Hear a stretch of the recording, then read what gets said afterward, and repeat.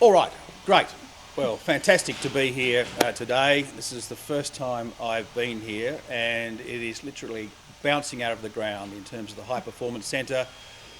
Strongly advocated for, of course, by the Supercoach Scott. Welcome, mate, and thank you very much for your leadership of the Jack Jumpers, the culture that you've built, not only within the Jack Jumpers, but of course that has extended right across the island. And thank you also for ensuring the Jack Jumpers are very much part of each and every corner of the wonderful state of Tasmania as well.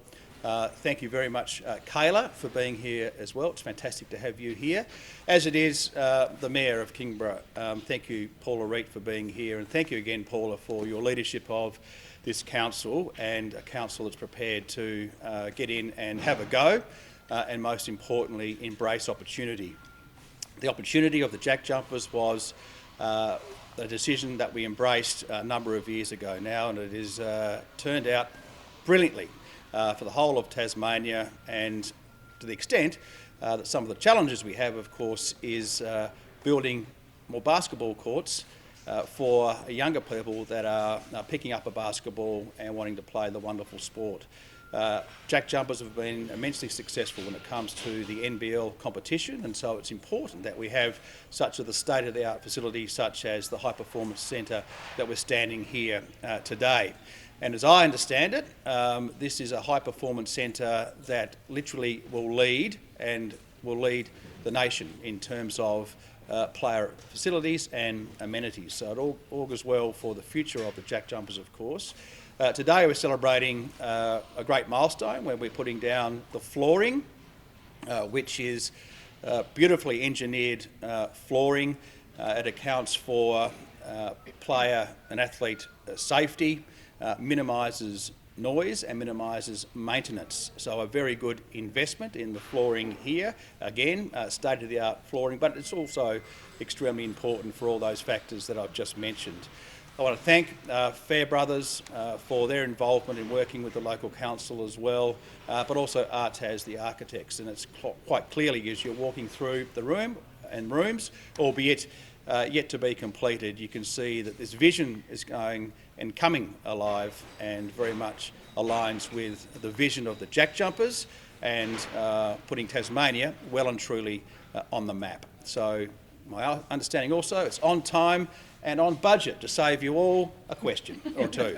All right, so thanks very much, and I'll hand over to our Mayor, Paula. Kingborough, everyone, this is a very exciting day because the members of our local community have been watching from the very start, from when we turned the first sod last year, watching this rise out of the ground. And I know when I go into the community, and particularly when I visit schools, that it's our children who are so excited about having the Jack Jumpers and the Jewels High Performance Centre here. They get very excited by seeing basketballers in their local communities, and it makes them feel like anything is possible. So we're delighted to be part of this milestone today.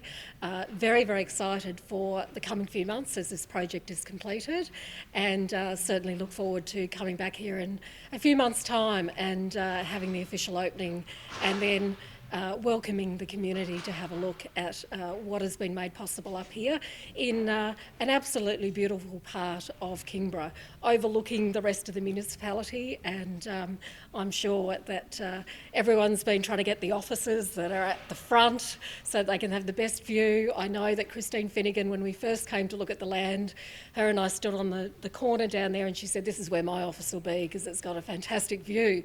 So I'm sad she's not here. I know she's come down and had a look, but certainly a wonderful day, and thank you to the Jack Jumpers and to the Tasmanian Government for making this possible for Kingborough. How will the community benefit from this facility? I understand why the Jack Jumpers or the Jewels aren't using it. It'll be open to the community, is that right? Yeah, so we're working on an agreement with the state government and the Jack Jumpers as to how there will be community access to this, because obviously during the off-season the requirements by the teams will be less. The other factor in increasing community access to basketball facilities is that with the Jack Jumpers moving from the sports centre just adjacent to here into their own facility, it frees up capacity at the sports centre. That'll be important for both Kingston High School, which is next door, but also for the growing demand for those courts, both for basketball and for other growing sports such as pickleball. So we're working with different clubs to be able to fill up that space that has been freed up.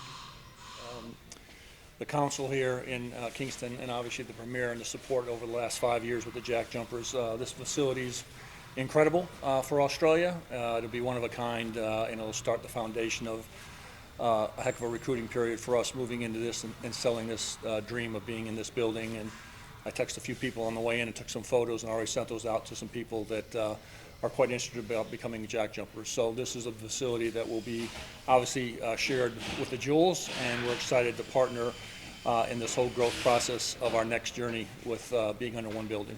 You've coached in a lot of places. Where does it stack up in terms of facilities that other teams have, say, on the mainland or even in the States? Well, I haven't seen one here in the mainland, so or obviously anywhere in Australia. So I think this will be one of a kind that people will start to have the barometer of where to start at, and this is a heck of a starting point for any club. And this facility, to have one of only 10 teams here like this is going to be incredible. Obviously, in the States, there's obviously larger venues and larger facilities within college and professional sports. So, but for Australia and for basketball, this is at the high end of what you'd ask for. What sets it apart? What are you going to have when this opens that you don't have now?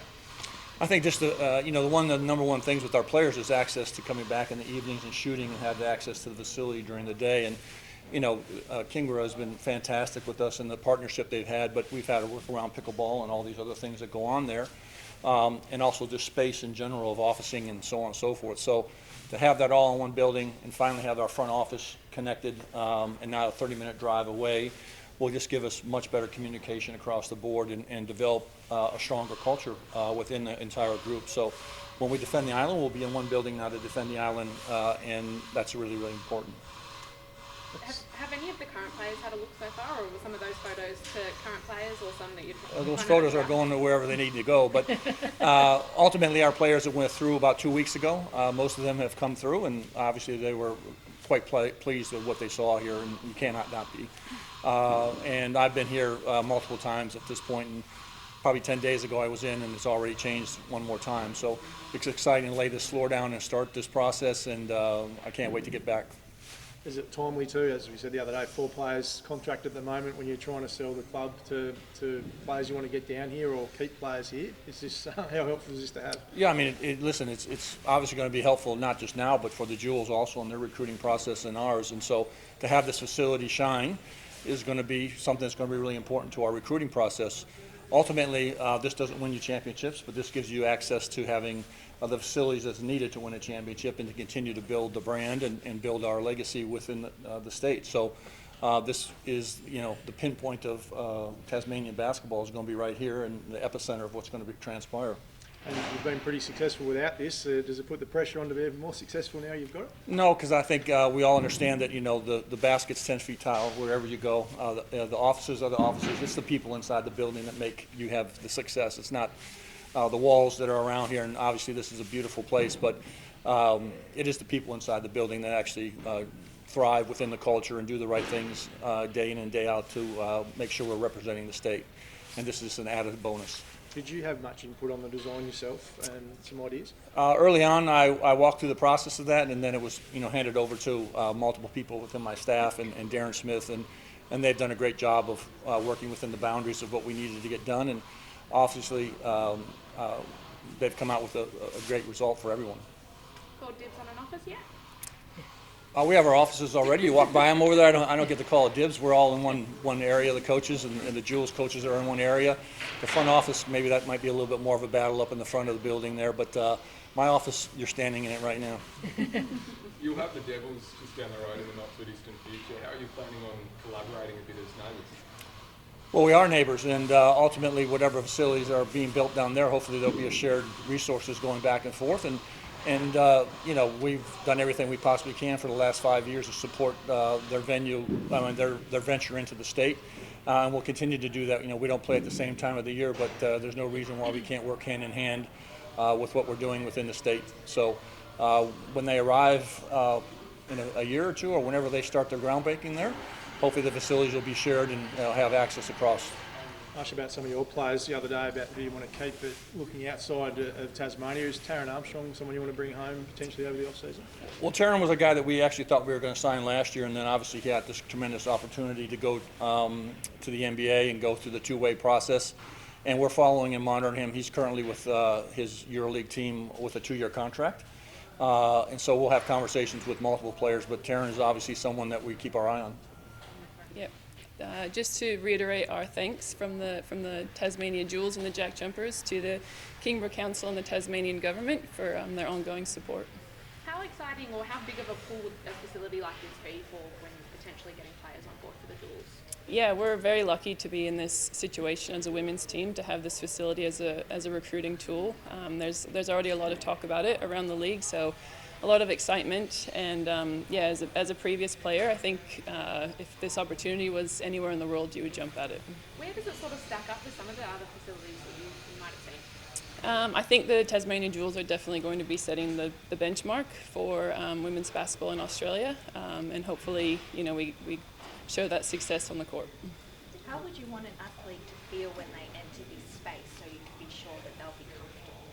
So when I first got the job, one of the first days was with Darren Smith, and we were looking at the plan on the wall. And Darren had mentioned that when our female athletes walk in, that a Jewels logo will be right next to a Jack Jumpers logo. So as an athlete, that's exactly what you want to feel is equality, and going in with a men's facility and sharing that is just yeah, truly outstanding for a women's sport. So I think, yeah, knowing that the resources are completely shared across both, an athlete would feel quite welcome. You're going to have a problem, or say a problem, a good problem, that too many people want to come here, and you're going to have that chance to select who you like? Yeah, so we can only contract a certain amount of players, but there certainly is a lot of excitement around the league about it, and a lot of the players that are currently speaking to and will speak to are already across what this is all about here. And you'll be in here in time for the start of pre-season, is that the plan? Yes, so the women will get on the court 6 weeks before preseason, so the beginning of September. So the men would have already been on the court for a few weeks at least, and yeah, we'll slowly trickle in to start our preseason. How long till we hear a signing, your first signing?